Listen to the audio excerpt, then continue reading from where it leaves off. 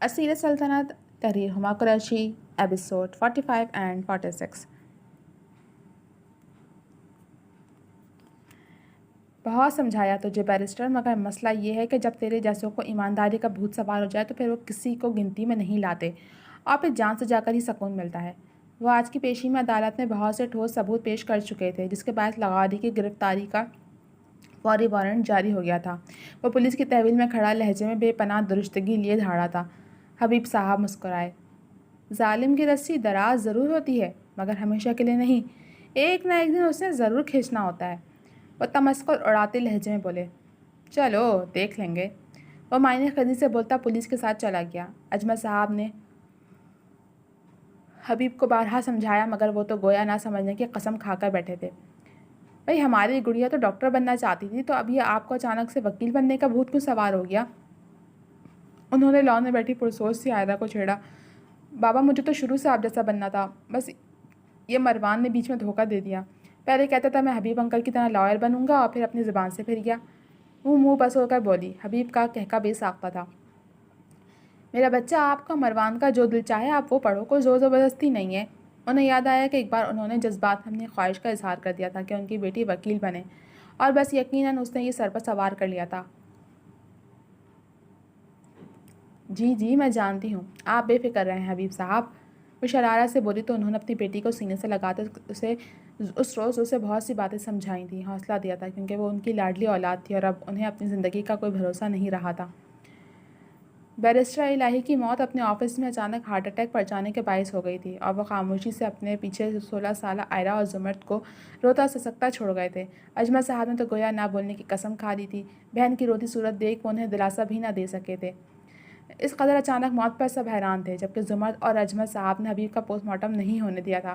وہ دکھ میں تھیں، جبکہ اجمل صاحب نہ جانے کیا سوچے بیٹھے تھے۔ نشاط لاڈلے بھائی کو کھو کر پاگل ہو جانے کے در پہ تھیں۔ چھوٹی سی عائرہ باپ کو کھو کر کئی دن اسپتال میں رہی تھی، اور مروان اس کی وجہ سے ایک پاؤں پر اسپتال میں کھڑا رہا تھا۔ اسے تو کچھ سمجھ ہی نہیں آ رہا تھا کہ آخر یہ سب ہو کیا رہا تھا۔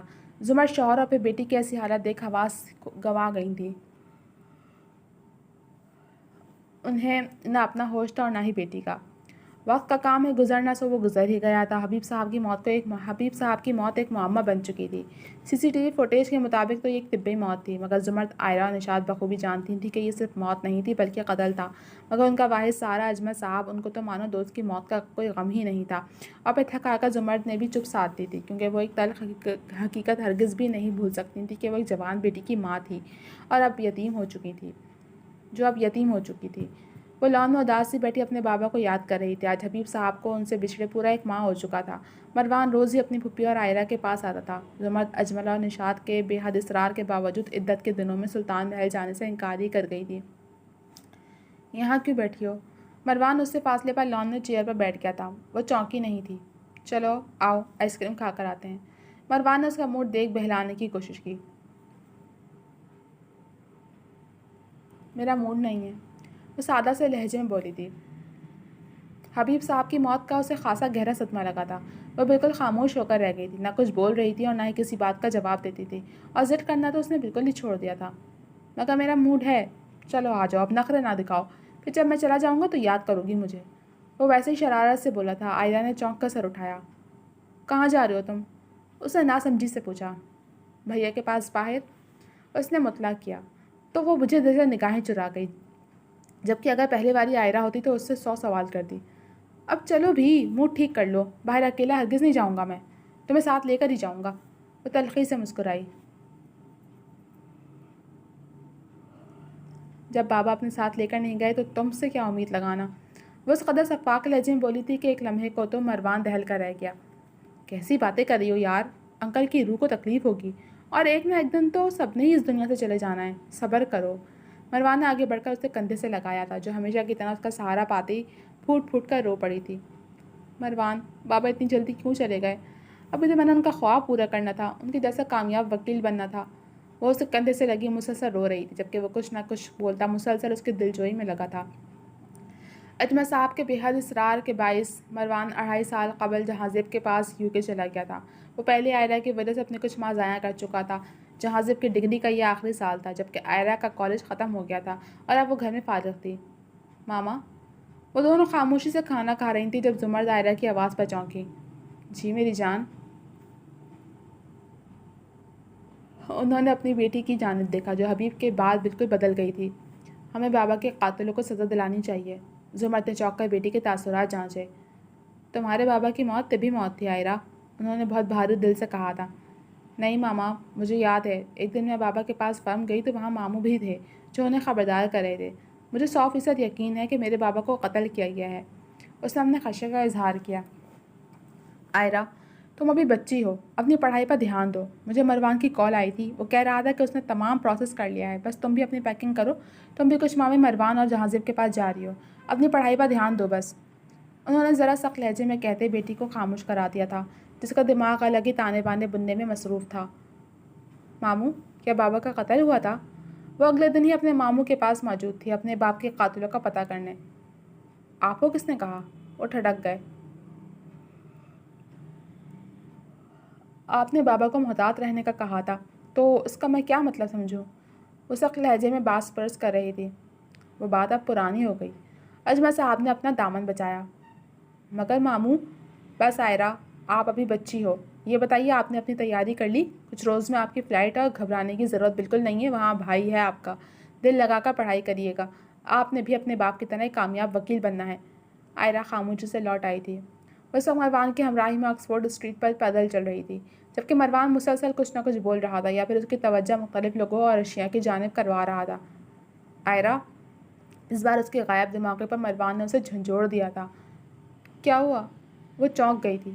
یار میں کب سے باتیں کر رہا ہوں، مگر تم تو ایسے سن ہو گئی ہو جیسے سستا نشہ کر لیا ہو۔ مروان نے اسے گھور کر دیکھا، جو اسے ایک نظر دیکھتی منہ بنا گئی۔ اب کیا ہوا تمہیں؟ آخر منہ کیوں بنا ہوا ہے تمہارا؟ اس بار وہ باقاعدہ ضد چھوا تھا۔ وہ دونوں اس وقت سیم ڈریسنگ کیس یا سیاہ رنگ پینٹ شرٹ پر لانگ کوٹ اور ہاتھوں میں دستانے پہنے ساتھ ساتھ قدم اٹھا رہے تھے۔ منہ تو نہیں بنا ہوا، تمہیں ایسا کیوں لگ رہا ہے؟ وہ اب نارمل ہو گئی تھی، کیونکہ میں اپنے دوستوں کی گیدرنگ چھوڑ کر تمہیں کمپنی دے رہا ہوں تاکہ تم بور نہ ہو، مگر تم ہو کہ میری ایک کان سے سن رہی ہو اور دوسرے سے نکال رہی ہو۔ اس بار اس نے خفگی سے کہا تھا، جبکہ عائرہ ہولے سے مسکائی۔ اسے لندن آئے 1 ماہ ہونے کو آیا تھا اور ابھی کلاسز اسٹارٹ ہی ہوئی تھیں۔ اگر جہازے پر مروان نہ ہوتے تو شاید اسے سیٹل ہونے میں اچھا خاصا وقت لگ جاتا۔ اچھا سب چھوڑو، تم یہ بتاؤ آج کیا کھلا رہے ہو مجھے؟ اس نے شرارت سے بات کا رخ بدلا۔ یار آج کچھ باہر سے ٹرائی کرتے ہیں، وہ ذرا منہ بنا کر بولا۔ نہیں، باہر کا کھانا بالکل اچھا نہیں ہے، آج تو مجھے کوئی سبزی بنا کر کھلاؤ۔ وہ فرمائش تو ایسے کر رہی تھی جیسے وہ اس کا پرسنل خانسامہ ہو۔ بہت اچھے، یہ فرمائشیں غالباً مرد اپنے گھر کی عورتوں سے کرتے ہیں۔ مروان نے گھور کر احساس کرایا، عورتوں سے کرتے ہیں اور میں عائرہ الہی ہوں۔ اس نے ذرا اکڑا کر اترا کر کہا، چلو آؤ بیٹا، کر لو عیش، پھر میں اور بھائی کریں گے آرام اور تمہیں کچن میں ڈالیں گے۔ آخر ہم نے پاکستان سے ایک لڑکی کو بلایا کیوں ہے؟ اسی لیے تاکہ وہ ہمارے کپڑے دھو سکے، کچن سنبھالے۔ اس نے شرارت سے کہا تو عائرہ نے ذرا گھور کر اس کے بازو پر ایک دھپ لگائی اور مسکراتی ہوئی ہم قدم ہوئی۔ گڑیا، کوئی پریشانی تو نہیں ہے یونیورسٹی میں؟ جہازیب اور مروان اس وقت رات کا کھانا کھانے میں مشغول تھے جب جہازیب نے محبت بھرے لہجے میں پوچھا۔ نہیں بھائی، کوئی پریشانی نہیں ہے، بلکہ آپ کا تھینک یو، ورنہ میں سب اکیلے کیسے مینج کرتی، اس نے مشکور انداز میں کہا، جبکہ مروان خاموشی سے کھانا کھانے میں مگن تھا۔ ارے تھینک یو کیوں بھائی؟ بھائی ہوتے کس لیے ہیں؟ میرے اور مروان کے ہوتے ہوئے تمہیں کیا ضرورت ہے خواہی اٹھانے کی؟ اس نے شفقت بھرے لہجے میں کہا۔ مروان کو ایک زبردست پھندا لگا تھا۔ کم آن بھائی، آپ اس میڈم کے اکلوتے بھائی ہیں، بس یہی بہت ہے، مجھے کوئی شوق نہیں ہے اس کا بھائی بننے کا۔ اس نے جلدی سے تصحیح کی۔ عائرہ نے گھور کر دیکھا جبکہ جہازیب نے مسکراہٹ دبائی۔ کیا؟ عائرہ کو خود کو گھورتا دیکھ اس نے ابرو اٹھائے۔ بھائی، اپنے بھائی سے کہہ دیں میں اسے بات نہیں کر رہی، اور آپ پلیز اسے یہ سبزی بنانا سکھا دیں، بروکلی کی سبزی کم اور یخنی زیادہ لگ رہی ہے۔ کھانے سے انصاف کرتے اس نے جھٹ کھانے میں نقص نکالا۔ کل سے خود بنا لینا، اوکے؟ اس نے بھی چڑھ کر کہا تھا۔ ایک تو وہ کھانا بنا کر بری طرح تھک چکا تھا، اوپر سے میڈم کے نخرے ختم ہونے کا نام نہیں لے رہے تھے۔ ہاں تو بابا نے تمہیں کس خوشی میں ساتھ بھیجا ہے؟ اسی لیے تو بھیجا ہے تاکہ تم مجھے اور بھائیوں کو اچھے اچھے کھانے بنا کر کھلا سکو۔ جان کر اس کی دکھتی رگ پر ہاتھ رکھا تھا۔ دیکھ رہے ہیں آپ بھیا اس آسان فراموش لڑکی کو؟ بھائی تم دونوں چونچے لڑاتے رہو، میں تو جا رہا ہوں سونے، صبح یونیورسٹی جانا ہے میں نے، میرا فائنل ایئر ہے، تم بچے ابھی مذاق مستی میں لگے رہو، آگے جا کر پتہ لگے گا کہ پڑھائی کتنی ٹف ہے۔ اس نے جھٹ دامن بچاتے وہاں سے نکلنا چاہا، جبکہ اب وہ دونوں واقعی زبانی کلامی پانی پت کی جنگ شروع کر چکے تھے۔ مروان نے گزرے 3 سالوں میں پہلے پولیٹیکل سائنس میں ڈگری لی تھی، اور اب آئرہ کی آمد کے بعد وہ اس کی ضد اور اپنی دلی خواہش پر وہ بھی LLB میں ایڈمیشن لے چکا تھا۔ اب اس کا فائدہ یہ ہوا تھا کہ وہ دونوں ایک ہی کلاس میں تھے۔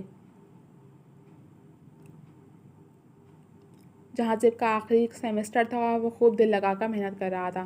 پڑھنے کا سب سے زیادہ مزہ آئرہ کو آ رہا تھا، جبکہ اجمل صاحب کو جب علم ہوا کہ وہ ماسٹر میں ایڈمیشن لینے کے بجائے پراپر لاء کی ڈگری میں اپنا کیریئر سیٹ کر رہا ہے تو وہ اچھا خاصا خفا ہوئے تھے، مگر پھر آئرہ کی خاطر خاموشی اختیار کر گئے، جبکہ وہ جانتے تھے کہ مروان کا جھکاؤ بھی شروع سے وکالت کی طرف ہے، کیونکہ وہ اپنے باپ سے زیادہ اپنے پھپھو کو ایڈمائر کرتا تھا۔ وقت تیزی سے گزرتا چلا جا رہا تھا۔ جہاں زب کی ڈگری مکمل ہو گئی تھی وہ پاکستان واپس جا رہا تھا، جبکہ نشاط اور زمرد کے بے حد اصرار پر وہ دونوں بھی ساتھ ہی واپس جا رہے تھے۔ ایک وجہ کہ اب وہ دونوں اپارٹمنٹ میں اکیلے ہو جاتے، وجہ کہ اپارٹمنٹ شیئر کرنا ایک عام بات تھی جس پر اجمل کو تو کوئی اعتراض نہیں تھا، مگر نشاط اور آئرہ اس چیز کے لیے ہرگز بھی راضی نہیں تھیں۔ فی الحال وہ چھٹیاں گزارنے پاکستان جا رہے تھے۔ مما یقین کریں یہ دونوں اپنی عمر کا لحاظ بھول کر ایسے چوہے بلے کی طرح لڑائی کرتے ہیں نا کہ میں آپ کو بتا نہیں سکتا۔ میں روزانہ کی بنیاد پر ان کی لڑائی ختم کروا رہا ہوتا تھا، اور اب تو یہ دونوں اکیلے ہو گئے، اللہ جانے کون کس کا سر پھوڑ دے۔ جہازت نے مسکراتے لہجے میں ماں کو اطلاع دی، جبکہ زمرد نے آئرہ کو گھور کر دیکھا۔ یہ میں کیا سن رہی ہوں آئرہ، کیا تم چھوٹی بچی ہو؟ زمرد نے بیٹی کو آڑے ہاتھوں لیا، جبکہ مروان اس صورتحال سے حظ اٹھا رہا تھا۔ مما پہلے لڑائی آپ کا لاڈلا شروع کرتا ہے، ورنہ مجھے کوئی شوق نہیں ہے اس کے منہ لگنے کا، وہ منہ بنا کر تفخر سے بولی، تو مروان نے ابرو اٹھا کر اس احسان فراموش لڑکی کو گھورا تھا۔ پھپھو ایک بات تو طے ہے، آپ کی بیٹی اول درجے کی احسان فراموش ہے، میں اس کی پڑھائی اور اسائنمنٹ میں جتنی ہیلپ کرتا ہوں آپ کو نہیں معلوم، اگر میں اسے منہ نہ لگاؤں تو آپ کی بیٹی فیل ہو کر بیٹھی ہو۔ مروان نے بھی گھور کا حساب بے باک کیا تھا۔ چپ کرو تم، میری بچی بہت قابل ہے، یقیناً وہ تمہاری پڑھائی میں ہیلپ کرتی ہوگی۔ ساتھ بیٹھے نشاط نے جھٹ بھتیجی کو سینے سے لگایا تھا، وہ مروان کو زبان دکھاتی اب ان سے فرمائشیں کرنے لگی۔ وہ مسکرایا، جبکہ جہازے کے اشارے پر مروان اور وہ وہاں سے نکل آئے تھے۔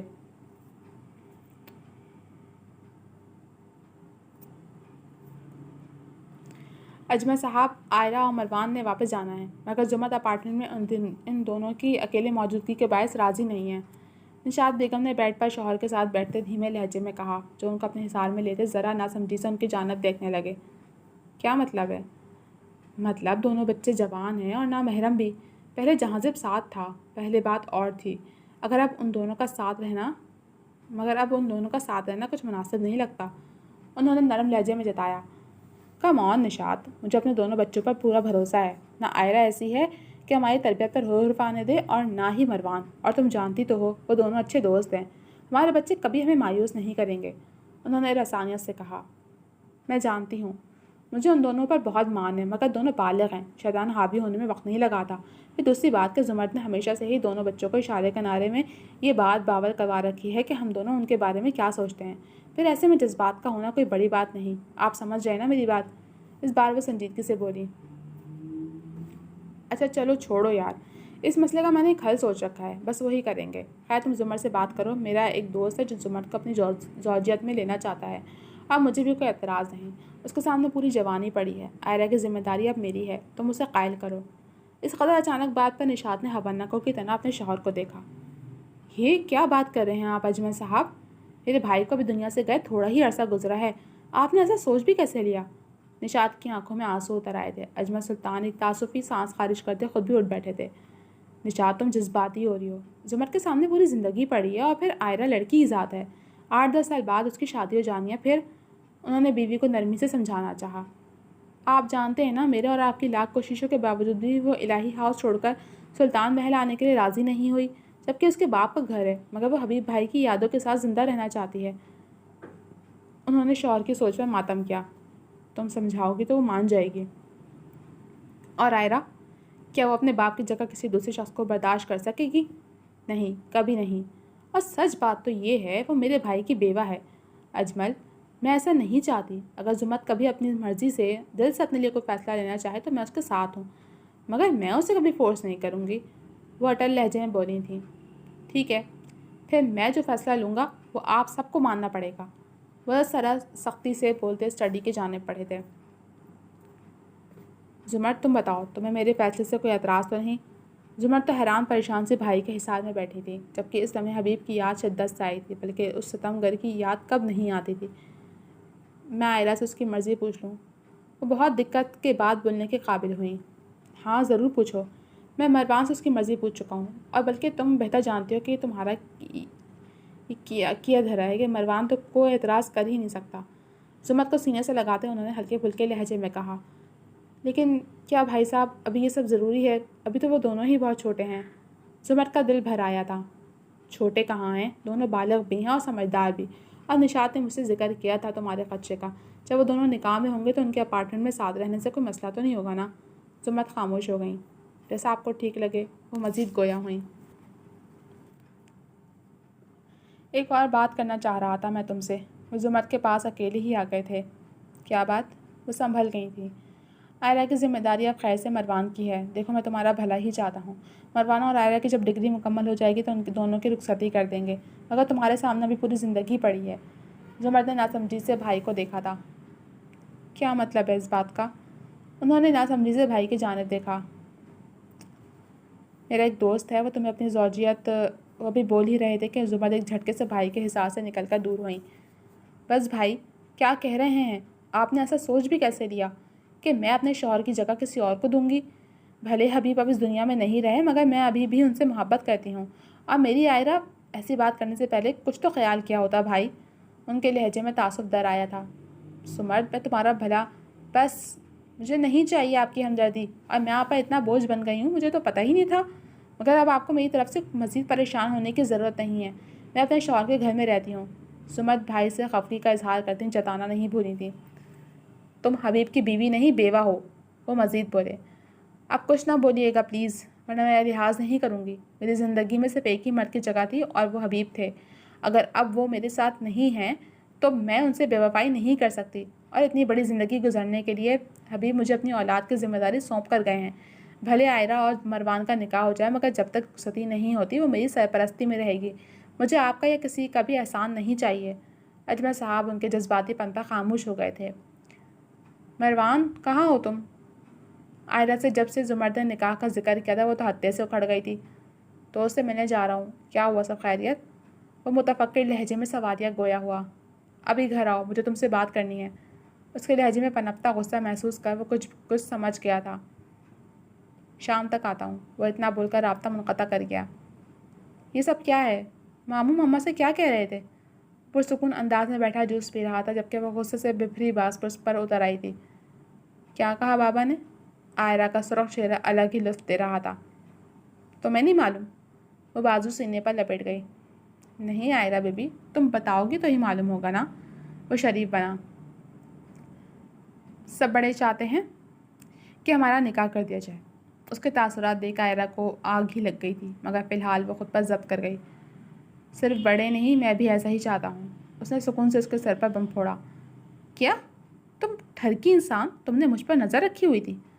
اس کا منہ حیرت کی زیادتی سے ہوا ہوا تھا۔ اب زیادہ نن نکاح کی نہ بنو۔ مروان نے اس کی اوور ایکٹنگ پر گھور کر دیکھا۔ وہ گڑبڑائی۔ میں یہ نکاح نہیں کروں گی۔ کس خوشی میں؟ اس نے آبرو اٹھائے۔ کیونکہ میں نے تمہارے بارے میں کبھی ایسا نہیں سوچا۔ اس کا لہجہ دھیما ہو گیا تھا۔ کیوں نہیں سوچا؟ اب میرے بارے میں نہیں سوچا تو پھر کس کے بارے میں سوچا؟ ویسے اچھی بات ہے کہ ابھی تم نے اس بارے میں کچھ نہیں سوچا، کیونکہ ان سب باتوں کے بارے میں سوچنے کی ابھی تمہاری عمر ہے بھی نہیں۔ اس نے پرسکون لہجے میں کہا تو عائرہ نے گھر کر اس خبیث انسان کو گھورا جو رچ کر میسنا تھا۔ سب کو یہ خوش فہمی تھی کہ مروان سیدھا سادہ اور شریف ہے، مگر کوئی عائرہ سے پوچھتا وہ کتنا میسنا تھا۔ ہاں، اور تم تو دادا ابو ہو نا، تمہیں سب سوچنے کی اجازت ہے۔ وہ تنک کر بولی تو مروان کا کہکا بے ساختہ تھا۔ وہ تو میں ہمارے بچوں کی شادی کے بعد بنوں گا۔ بے باکی سے آنکھ کا کونا دباتا وہ اسے سر تپا پیر سرخ کر گیا تھا۔ تم بغیر انسان، نکلو میرے گھر سے۔ ابھی ماموں کو فون کر کے بولتی ہوں کوئی اور ڈھونڈ لے اپنے لاڈلے کے لیے، میں نہیں کروں گی اس میسنے سے شادی۔ وہ کہاں باز آنے والی تھی؟ میسنا؟ مروان نے گھور کر اسے دیکھا جو ناک چڑھا کر دیکھ رہی تھی، پھر سر جھٹک گیا۔ دیکھو عائرہ بیبی، مانا کہ تم ابھی ہمارا چھوٹا سا بیبی ہی ہو، وہ مسکراہٹ ضبط کرتا اس کے تاثرات دیکھ کچھ بولنے کو تھا، مگر کہ اس کی گھورتی نگاہیں دیکھ خاموش ہو گیا۔ اچھا، تو میں یہ کہہ رہا تھا کہ ابھی صرف نکاح ہوگا، اور اس کے پیچھے سب سے بڑا ریزن یہ ہے کہ ہمیں اپارٹمنٹ شیئر کرنا ہے۔ جب ڈگری کمپلیٹ ہو جائے گی تو رخصتی ہوگی، سو تم چل کرو۔ وہ اسے پریشان دیکھ مزید شرارت کا ارادہ ترک کر دیا۔ لیکن میں ایسا نہیں چاہتی، وہ زچ ہوئی۔ کیوں؟ آخر برائی ہی کیا ہے؟ ہماری شادی تو بچپن سے طے ہے، 5 سال بعد بھی تو نکاح ہونا ہے نا، سو آج کیوں نہیں؟ اس بار وہ ذرا برہمی سے بولا۔ زیادہ روب نہ جھاڑو مجھ پر، سمجھے؟ اس نے نخبت سے اس کی گرفت سے ہاتھ نکالا۔ اچھا، تمہارا جو بھی فیصلہ ہے پپو کو بتا دینا، ویسے بھی اپارٹمنٹ تو تم نے میرے ساتھ ہی رہنا ہے، وہاں گن پوائنٹ پر نکاح کر لوں گا، ڈونٹ وری۔ وہ جانتا تھا کہ ایک نمبر کی ضدی تھی، جب خود کی سنگ اتر جائے گی تو خود ہی جلد مان جائے گی، اس لیے شرارتی لہجے میں بولتا وہاں سے نکل آیا تھا، جبکہ آج پہلی بار آئرہ کو صحیح معنوں میں مروان اور اپنے درمیان حائل جذبات کا اندازہ ہوا تھا۔ وہ جسے ہمیشہ دوستی کا نام دیتی رہی تھی، مروان کی جانب سے وہ محبت کا تناور درخت بن چکا تھا، مگر یہ تو طے تھا کہ مروان کے بغیر اس کا بھی گزارا ممکن نہیں تھا۔ یہ سوچ اس کے چہرے پر ایک شرمیلی سی مسکان کھل گئی تھی۔ جی تو جناب، کیسی لگی آپ کو یہ ایپیسوڈ؟ امیدیں پسند آئی ہوگی۔ کمنٹ سیکشن میں اپنی رائے کا اظہار ضرور کیجیے گا۔ اگر آپ نے ابھی تک ہمارے چینل کو سبسکرائب نہیں کیا تو جلدی سے سبسکرائب کر دیجیے، ویڈیو کو لائک کر دیجیے، چینل کو سبسکرائب کر دیجیے اور بیل آئیکن کو بھی پریس کر دیجیے۔ اجازت دیجیے، پھر ملیں گے اگلے ایپیسوڈ کے ساتھ۔ اللہ حافظ۔